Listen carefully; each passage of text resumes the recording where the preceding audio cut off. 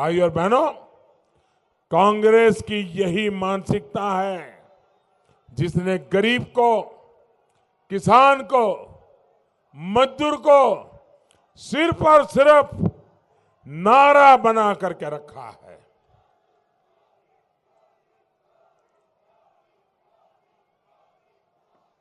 क्या हुआ, फिर से जुस्सा आ गए आपको?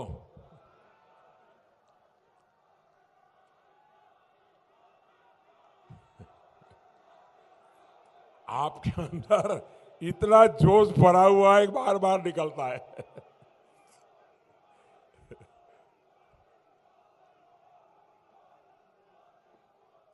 भाइयों बहनों, आप मुझे बताइए,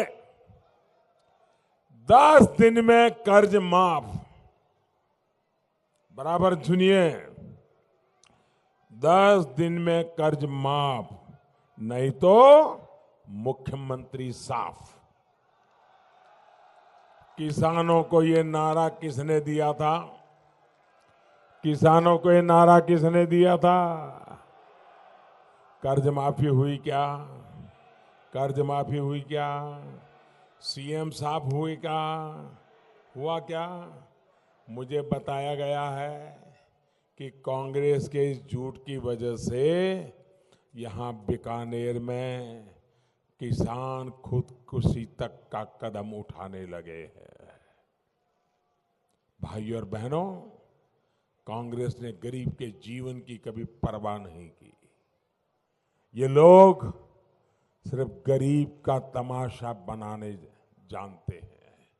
साथियों, एक दौर था जब कांग्रेस के नामदार विदेशी मेहमानों के सामने सांप नवेलों को नचाकर खुश हुआ करते थे। आपने फोटो देखी है ना? देश के प्रथम प्रधानमंत्री अपने घर के बाहर मेहमानों को क्या दिखा रहे थे? एक सपेरे को बिठाया था और सांप और नेवले दिखा रहा था और वो बड़ा गर्व कर रहे थे। भारत के प्रधानमंत्री गर्व कर रहे थे। वो फोटो बहुत जानी मानी फोटो है। बीकानेर वालों ने नहीं देखी है तो देख लेना, सोशल मीडिया में अवेलेबल है। देखा है? पूरी दुनिया ये देखकर कहती थी कि भारत तो सिर्फ सांप नवेलों का, सांप सपेरों का, जादूगरों का देश है, जादू टोना का देश है। आजादी के बाद भारत की उस समय जो छवि बनाई गई, वो दशकों तक ऐसी ही बनी रही। दुनिया के बड़े बड़े देश यही समझते थे कि भारत यानी सांप सपेरों का देश। अब आज ये नामदार परिवार की चौथी पीढ़ी, चार पीढ़ी, ये चौथी पीढ़ी भी यही काम कर रही है। सांप और सपेरों के बीच में ये क्या हो रहा है? अरे वो ये भूल रहे हैं कि भारत अब स्नेक से आगे बढ़कर अब माउस थामकर आगे बढ़ रहा है। अब वो स्नेक चरमन नहीं है, माउस चरमर है। वो कंप्यूटर का माउस चलाता है, कंप्यूटर का माउस। हमारे देश के 20-21 साल की उम्र के नौजवानों ने दुनिया में आईटी का नाम रोशन करके दुनिया की भारत के लिए सोच बदल दी है।